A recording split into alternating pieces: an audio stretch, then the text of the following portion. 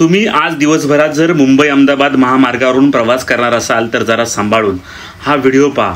मुंबई अहमदाबाद महामार्गावर सध्या प्रचंड वाहतूक कोंडी झालेली आहे। मागील 3 ते 4 तासांपासून अनेक प्रवासी गाडीमध्ये ताटकळत बसलेले आहेत।